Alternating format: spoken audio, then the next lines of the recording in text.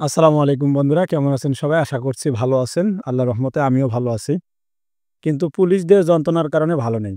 আল্লাহর রহমত আছে কিন্তু কিছু স্বৈরাচারের কারণে আমরা ভালো নই। কারণ হচ্ছে কি, সকালবেলা মনে করেন আমার এই গাড়িটা নিয়ে আমি দর্শনায় গেছি প্রায় ১০টা ১০:৩০ র দিকে। ওখানে গিয়ে যখন ২টা ২:৩০ টার দিকে সিরিয়াল পাইছি, সিরিয়াল পাওয়ার পরে পুলিশ এসে হামলা দিয়ে ৩ টা সিএনজি ধরে নিয়ে গেছে। বরাবর ডাইরেক্ট কথা বলব, কোনো মারপ্যাঁচ নাই বা লুকায় রাখবে না, পরে কথা বলব এরকম না। ৩ টা সিএনজি নিয়ে গেছে, অটো ধরে নাই। কিন্তু অটোওয়ালারা ভয়ে পালাইছে সবাই। পরে সিরিয়ালটা হোল্ড হয়েছে।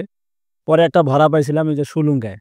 ১ টন মাল আসবে, ধান, বীজের ধান। ঠিক আছে? এই যে ধান, এই ধানের বীজ আসবে। সেটা নেওয়ার জন্য পরে ভাড়া ঠিক করছিলাম ৳৬০০। উনাকে নিয়ে গেলাম। পরে বিএডিসি অফিসে যাওয়ার পরে বিএডিসি অফিসে যাওয়ার কথাবার্তা বললাম।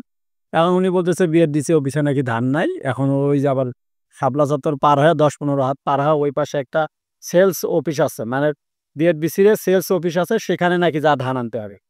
এমনি দর্শনায় পুলিশের হামলার কারণে থাকতে পারি না। আবার বিএডিসি অফিসে যাওয়া যদি ধান তুলতে যাই তাহলে তো গাড়ি অটোমেটিক ধরবে, ৳৩,০০০ মামলাও খাবো, ৪-৫ দিন গাড়িও জেলে থাকতে। সুতরাং দরকার নেই। পরে উনারে টাকা নিয়ে উনার থেকে আমি এমনিতেই ফেরত আসছি। ঠিক আছে? উনি আমারে ৳২০ দিতেছে। পরে বললাম, "দরকার নেই, আপনার টাকা আপনি রাইখা দেন।" মনটা খারাপ করে ফেরত আসলাম। সোডা রিজেকে ছিল না, এটা হচ্ছে বড় কথা। তো পরে ফেরত আসার পরে উনি কিছুক্ষণ পরে আবার আসছে। আমি আইসা ৪ টা গাড়ির পরে সিরিয়াল পাইছি। উনি কিছুক্ষণ পরে আবার আসছে। আসার পরে আমারে অনেক রিকোয়েস্ট করছে, আমিও যাই নাই। পরে আমাদের স্ট্যান্ডের আরেকটা গাড়ি ওটা ৳৫৫০ ঠিক করে পরে চলে গেছে। আর আমি পরে আবার ৪ টা গাড়ির পরে সিরিয়াল পাইছি। সিরিয়াল পাওয়ার পরে ৬টা ৭টা যাত্রী নিয়ে আবার চলে আসছে। আলহামদুলিল্লাহ, কোনো সমস্যা নেই। তো আল্লাহ যদি রহমত দেয় অল্পতে হয়। কিন্তু কথা হচ্ছে, রহমতের মধ্যেও কিছু লোক আছে ভাগ বসায় আইসা। যেমন এই যে পুলিশ প্রশাসন। আমাদের গরিব মানুষদের অটোগুলোর ওপরে যে পরিমাণে হয়রানি হচ্ছে, এরকম হয়রানি আমার মনে হয় না যে অন্য দেশে বা অন্য জায়গায় এরকম হয়। ঠিক আছে? আমাদের রংপুরে বিশেষ করে বেশি হচ্ছে।